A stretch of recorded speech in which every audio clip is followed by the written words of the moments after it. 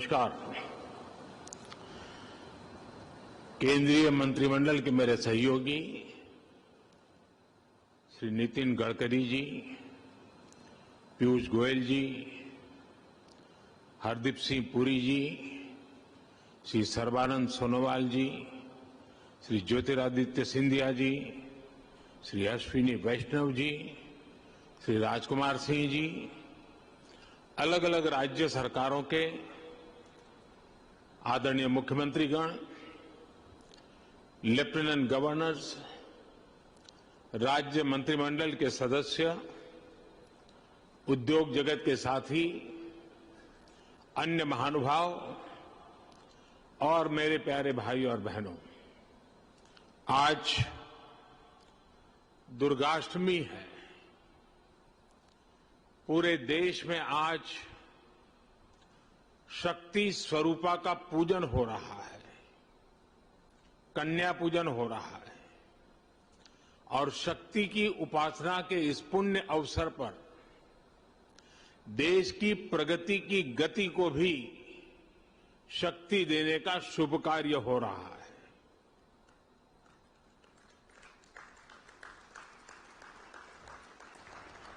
ये समय भारत की आजादी के 75 वर्ष का है, आजादी के अमृत काल का है। आत्मनिर्भर भारत के संकल्प के साथ हम अगले 25 वर्षों के भारत की बुनियाद रच रहे हैं। पीएम गति शक्ति नेशनल मास्टर प्लान भारत के इसी आत्मबल को, आत्मविश्वास को, आत्मनिर्भरता के संकल्प तक ले जाने वाला है। ये नेशनल मास्टर प्लान 21वीं सदी के भारत को गति शक्ति देगा। नेक्स्ट जनरेशन इंफ्रास्ट्रक्चर और मल्टी मॉडल कनेक्टिविटी को इस नेशनल प्लान से गति शक्ति मिलेगी। इंफ्रास्ट्रक्चर से जुड़ी सरकारी नीतियों में प्लानिंग से लेकर एग्जीक्यूशन तक को ये नेशनल प्लान गति शक्ति देगा।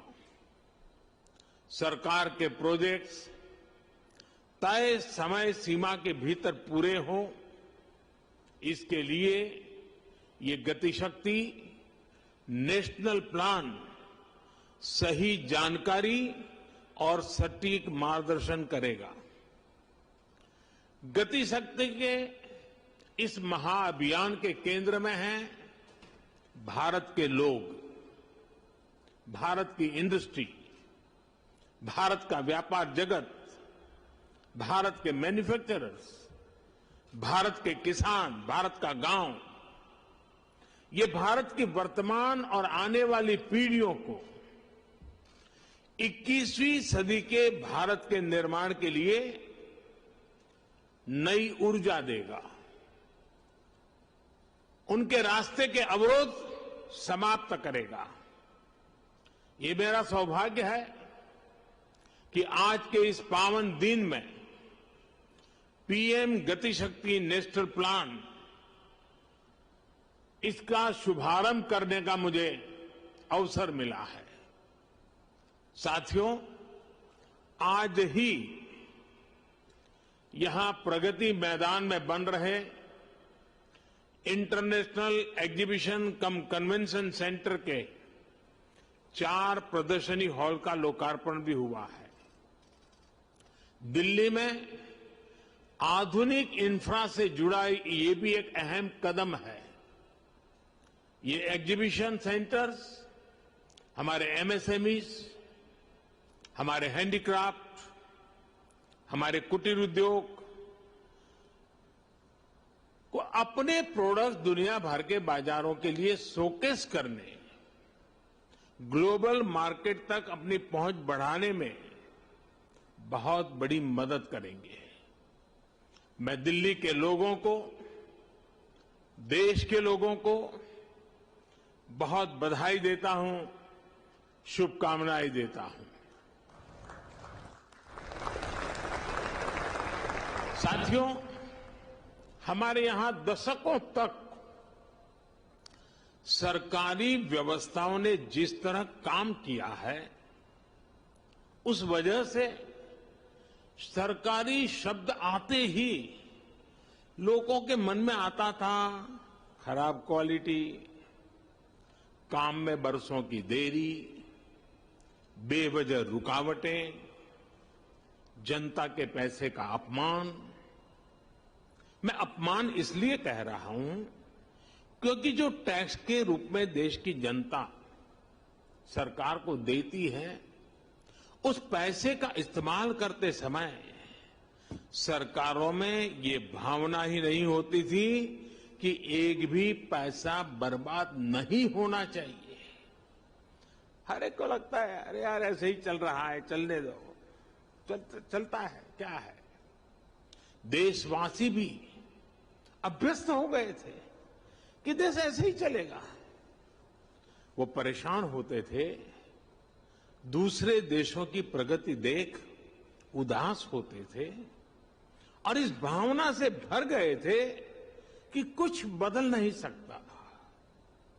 जैसा अभी हम वीडियो में भी देख रहे थे, हर जगह नजर आता था work in progress, work in progress. लेकिन वो काम कभी पूरा होगा भी या नहीं, समय पर पूरा होगा या नहीं, ये लेकर कोई विश्वास जनता के मन में नहीं था। वर्क इन प्रोग्रेस का बोर्ड एक तरह से अविश्वास का प्रतीक बन गया था। ऐसी स्थिति में देश प्रगति कैसे करता? प्रगति भी तभी मानी जाएगी जब उसमें गति हो, गति के लिए एक अधीरता हो, गति के लिए एक सामूहिक प्रयास हो।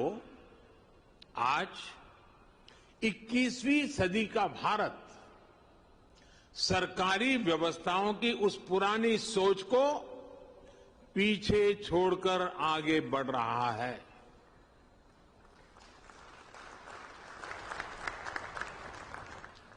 आज का मंत्र है will for progress, work for progress, wealth for progress, plan for progress, preference for progress.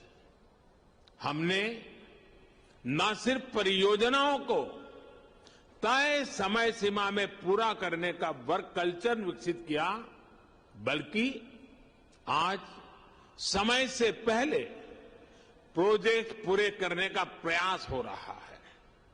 अगर आज भारत आधुनिक इंफ्रास्ट्रक्चर के निर्माण के लिए ज्यादा से ज्यादा इन्वेस्टमेंट करने के लिए प्रतिबद्ध है, तो वही आज का भारत हर वो कदम भी उठा रहा है जिससे प्रोजेक्ट में देरी ना हो, रुकावटें ना आए, कम समय पर पूरा हो।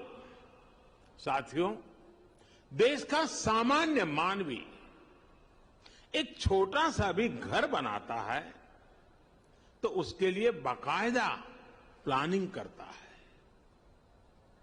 कोई बड़ी यूनिवर्सिटी बनती है, कोई कॉलेज बनाता है, तो भी पूरी प्लानिंग के साथ बनाया जाता है।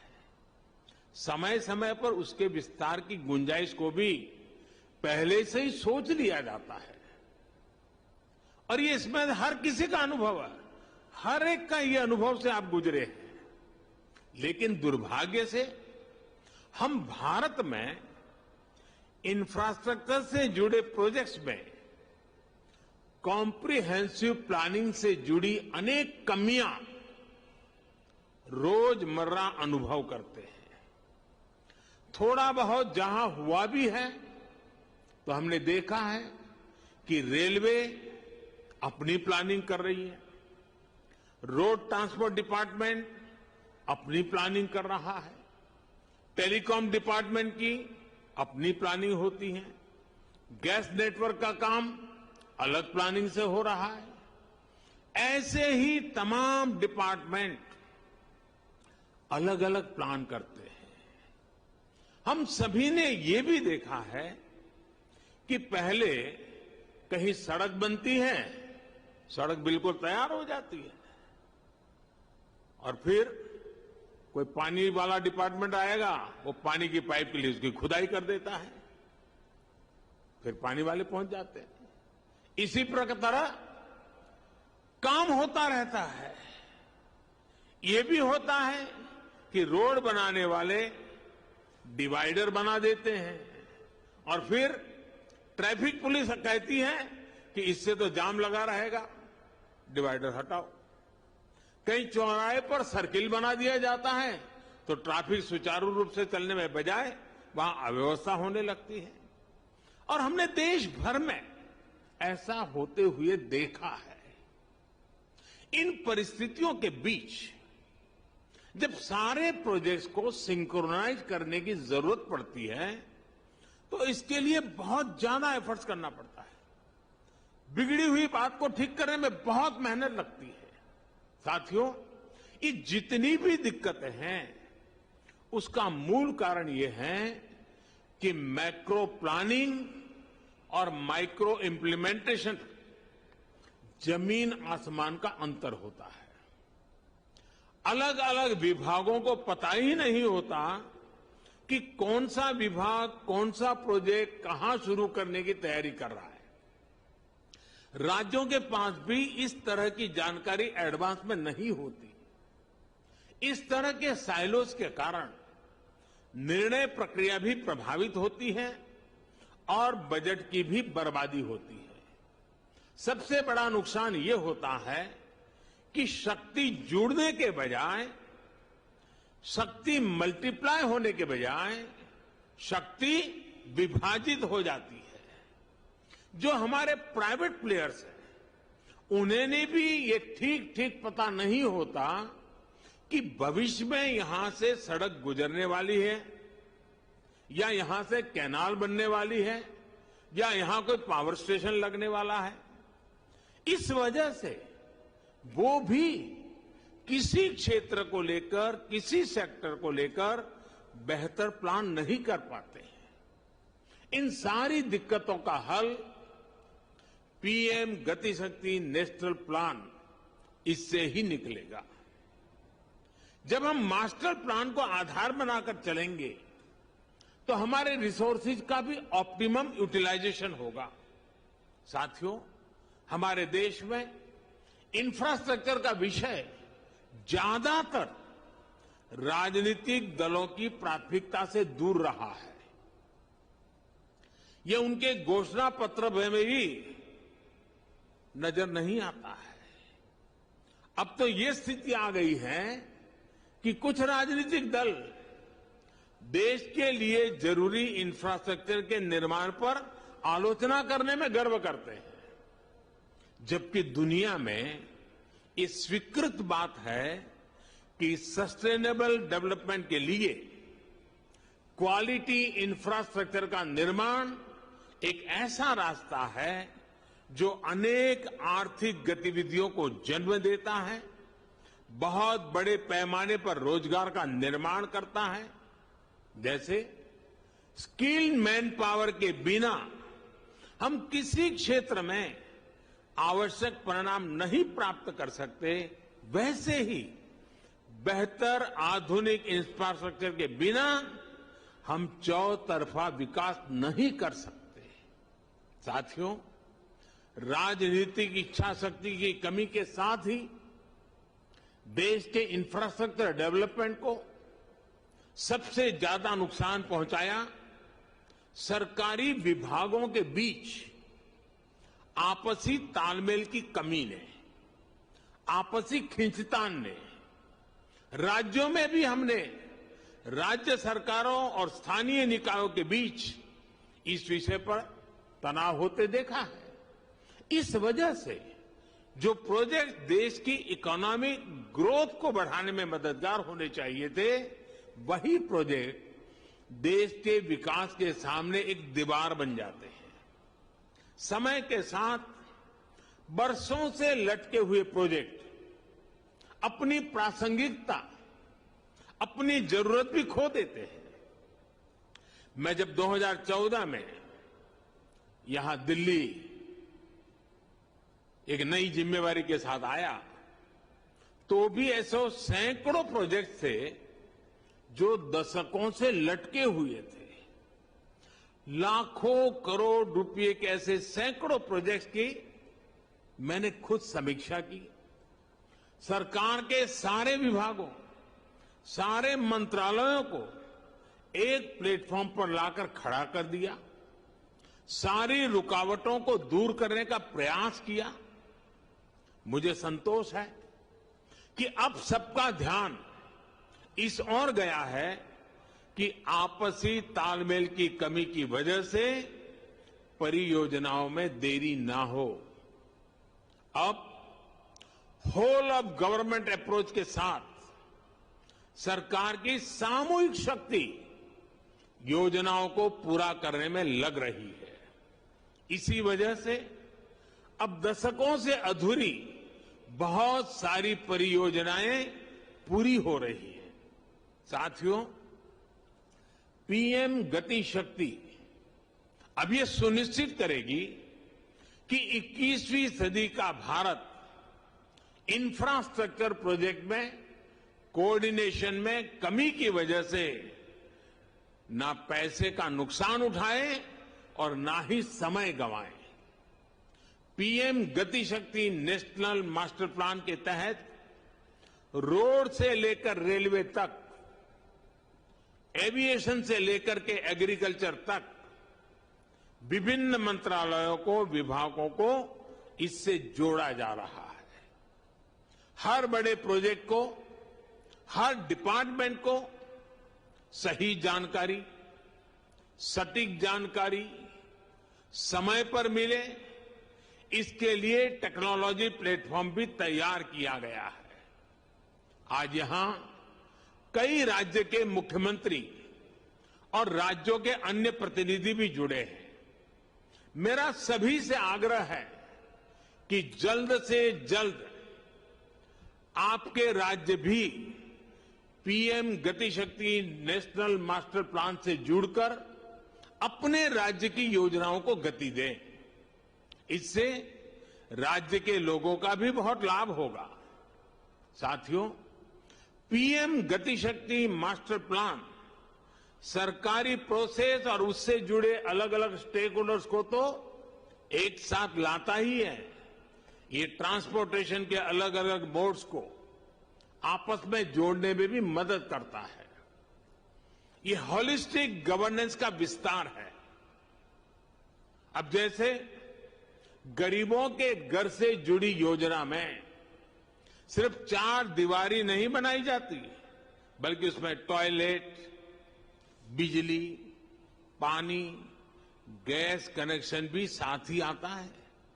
ठीक वैसा ही विजन इसमें इंफ्रास्ट्रक्चर के लिए भी है। अतीत में हमने देखा है कि उद्योगों के लिए स्पेशल जोन का ऐलान तो किया जाता था, लेकिन वहां तक कनेक्टिविटी या फिर बिजली, पानी, टेलीकॉम पहुंचाने में गंभीरता नहीं दिखाई जाती थी। साथियों, ये भी बहुत सामान्य बात थी कि जहां सबसे ज्यादा माइनिंग का काम होता है, वहां रेल कनेक्टिविटी नहीं होती थी। हम सभी ने ये भी देखा है कि कहीं पोर्ट होते थे तो पोर्ट को शहर से कनेक्ट करने के लिए रेल या रोड की सुविधाओं का अभाव होता था। ऐसी ही वजहों से भारत में प्रोडक्शन कॉस्ट बढ़ती रही है, हमारे एक्सपोर्ट की कॉस्ट बढ़ती रही है, हमारा लॉजिस्टिक कॉस्ट बहुत ज्यादा रहा है। निश्चित तौर पर ये आत्मनिर्भर भारत के निर्माण में बहुत बड़ी रुकावट है। एक स्टडी है कि भारत में लॉजिस्टिक कॉस्ट जीडीपी का करीब करीब 13% है, 13% है। दुनिया के बड़े देशों में ऐसी स्थिति नहीं है।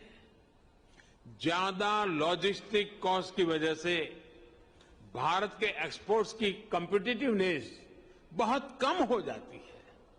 जहां प्रोडक्शन हो रहा है, वहां से पोर्ट तक पहुंचाने का जो खर्च है, उस पर ही भारत के एक्सपोर्टर्स को लाखों करोड़ रुपए खर्च करने पड़ते हैं। इस वजह से उनके प्रोडक्ट की कीमत भी बेतहाशा बढ़ जाती है। उनका प्रोडक्ट दूसरे देशों के मुकाबले बहुत महंगा हो जाता है। एग्रीकल्चर के क्षेत्र में भी इस वजह से हमारे किसानों को बहुत ज्यादा नुकसान उठाना पड़ता है। इसलिए आज समय की मांग है कि भारत में सीमलेस कनेक्टिविटी बढ़े, लास्ट माइल कनेक्टिविटी और मजबूत हो। इसलिए ये पीएम गति शक्ति नेशनल मास्टर प्लान बहुत बड़ा और बहुत ही महत्वपूर्ण कदम है। इस दिशा में आगे बढ़ने पर हर प्रकार का इंफ्रास्ट्रक्चर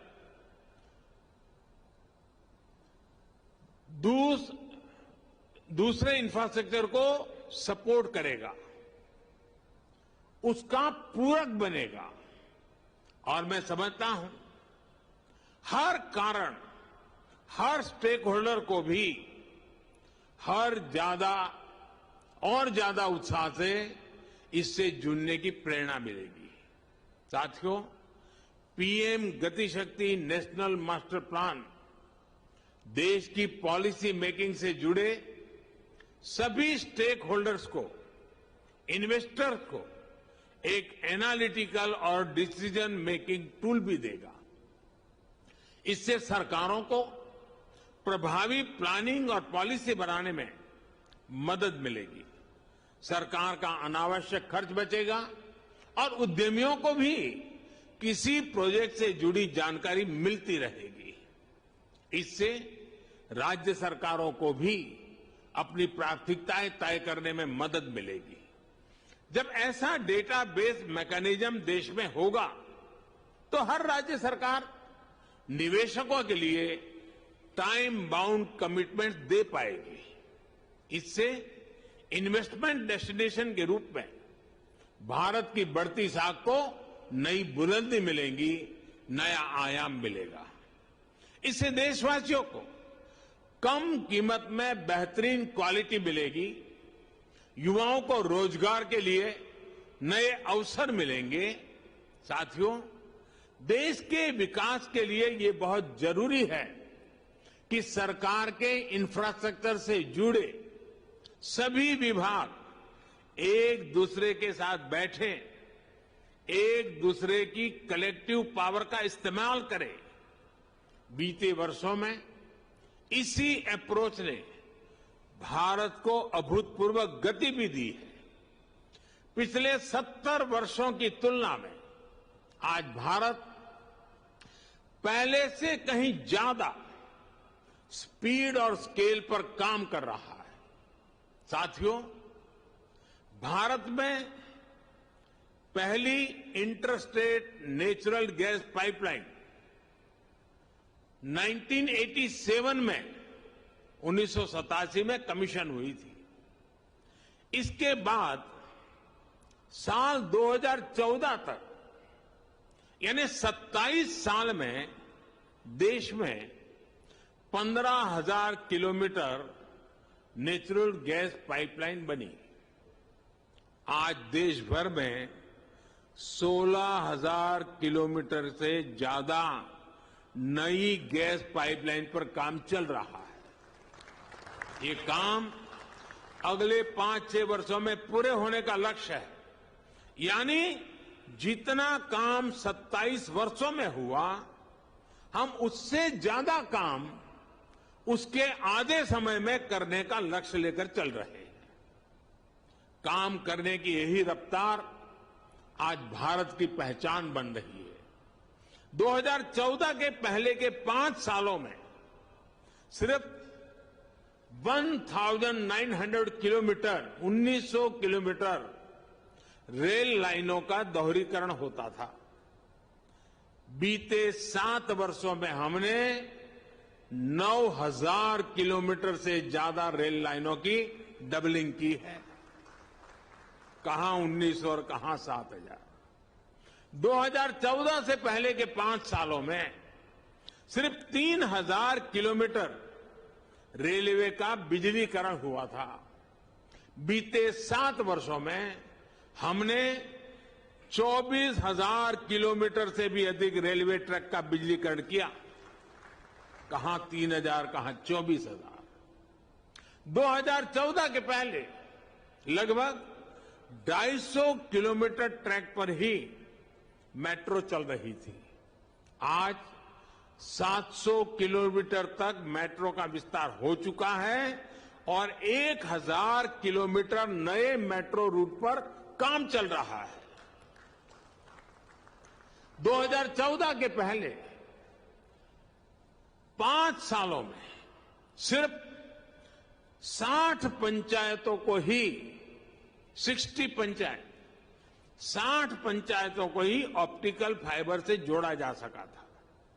बीते 7 वर्षों में हमने 1.5 लाख से अधिक ग्राम पंचायतों को ऑप्टिकल फाइबर से कनेक्ट कर दिया है। कनेक्टिविटी के पारंपरिक माध्यमों के विस्तार के साथ साथ इनलैंड वाटरवेज और सी प्लेन्स नया इंफ्रास्ट्रक्चर भी देश को मिल रहा है। 2024 तक देश में सिर्फ 5 वाटरवे थे। आज देश में 13 वाटरवेज काम कर रहे हैं। 2014 से पहले हमारे पोर्ट्स पर vessel turn around time 41 hour 41 घंटे से भी ज्यादा था। अब ये घटकर 27 घंटे रह गया है। इसे और कम करने का प्रयास भी किया जा रहा है। साथियों, कनेक्टिविटी के अलावा जरूरी दूसरे इंफ्रास्ट्रक्चर के निर्माण को भी नई रफ्तार दी गई है। बिजली की प्रोडक्शन से लेकर ट्रांसमिशन के पूरे नेटवर्क को ट्रांसफॉर्म किया गया है। One nation one power grid का संकल्प सिद्ध हो चुका है। 2014 तक देश में जहां 3 lakh circuit kilometre power transmission lines थी, वहीं आज ये बढ़कर 4.25 लाख सर्किट किलोमीटर से भी ज्यादा हो चुकी है। न्यू एंड रिन्यूएबल एनर्जी के मामले में जहां हम बहुत ही मार्जिनल प्लेयर थे, वहीं आज हम दुनिया के टॉप 5 देशों में पहुंच चुके हैं। 2014 के इंस्टॉल्ड कैपेसिटी से करीब करीब 3 गुना कैपेसिटी यानी 100 गीगावाट से ज्यादा भारत हासिल कर चुका है। साथियों, आज देश में एविएशन का आधुनिक इकोसिस्टम विकसित करने पर तेजी से काम हो रहा है। एयर कनेक्टिविटी बढ़ाने के लिए देश में नए एयरपोर्ट्स के निर्माण के साथ ही हमने एयर स्पेस को भी और ज्यादा खोल दिया है। बीते 1-2 वर्षों में ही 100 से ज्यादा एयर रूट्स की समीक्षा करने उनकी दूरी घटाई गई है। जिन क्षेत्रों के ऊपर से पैसेंजर फ्लाइट्स के उड़ने पर पाबंदी थी, उसे भी हटाया गया है। इस एक फैसले से बहुत से शहरों के बीच एयर टाइम कम हुआ है, उड़ान का समय कम हुआ है। एविएशन सेक्टर को मजबूती देने के लिए नई एमआरओ पॉलिसी बनाना है। जिस जीएसटी काम पूरा करना हो, पायलट्स की ट्रेनिंग की बात हो, इन सभी पर काम किया गया है। साथियों, ऐसे ही प्रयासों से देश को विश्वास हुआ है कि हम तेज गति से काम कर सकते हैं, बड़े लक्ष्य, बड़े सपने भी पूरे हो सकते हैं। अब देश की अपेक्षा और आकांक्षा दोनों बढ़ गई है। इसलिए आने वाले 3-4 वर्षों के लिए हमारे संकल्प भी बहुत बड़े हो गए हैं। अब देश का लक्ष्य है लॉजिस्टिक्स कॉस्ट को कम से कम करना, रेलवे की कार्गो क्षमता बढ़ाना, पोर्ट कार्गो कैपेसिटी बढ़ाना, टर्न अराउंड टाइम को कम करना। आने वाले 4-5 साल में देश में कुल मिलाकर 200 से ज्यादा एयरपोर्ट, हेलीपैड और वाटर एरोड्राम बनकर तैयार होने जा रहे हैं। अभी जो 19,000 किलोमीटर के करीब का हमारा गैस पाइपलाइन नेटवर्क है, उसे भी बढ़ाकर लगभग 2 गुना किया जाएगा। साथियों, देश के किसानों और मछुआरों की आय बढ़ाने के लिए प्रोसेसिंग से जुड़े इंफ्रास्ट्रक्चर को भी तेजी से विस्तार दिया जा रहा है। 2014 में देश में सिर्फ 2 मेगा फूड पार्क थे। आज देश में 19 मेगा फूड पार्क काम कर रहे हैं। अब इनकी संख्या 40 से अधिक तक पहुंचने का लक्ष्य है। बीते 7 सालों में फिशिंग क्लस्टर्स, फिशिंग हार्बर और लैंडिंग सेंटर्स की संख्या 40 से बढ़कर 100 से अधिक तक पहुंच चुकी है। इसमें 2 गुना से ज्यादा की वृद्धि करने का लक्ष्य लेकर हम चल रहे हैं। साथियों, डिफेंस सेक्टर में भी पहली बार व्यापक प्रयास हो रहा है। अभी तमिलनाडु और यूपी में 2 डिफेंस कॉरिडोर पर काम चल रहा है। इलेक्ट्रॉनिक्स और आईटी मैन्युफैक्चरिंग में आज हम तेजी से अग्रणी देशों में शामिल हो रहे हैं। एक समय हमारे यहां 5 मैन्युफैक्चरिंग क्लस्टर थे।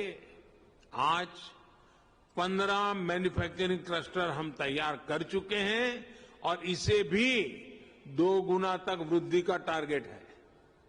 बीते सालों में 4 इंडस्ट्रियल कॉरिडोर शुरू हो चुके हैं और अब ऐसे कॉरिडोर्स की संख्या को 1 दर्जन तक बढ़ाया जा रहा है।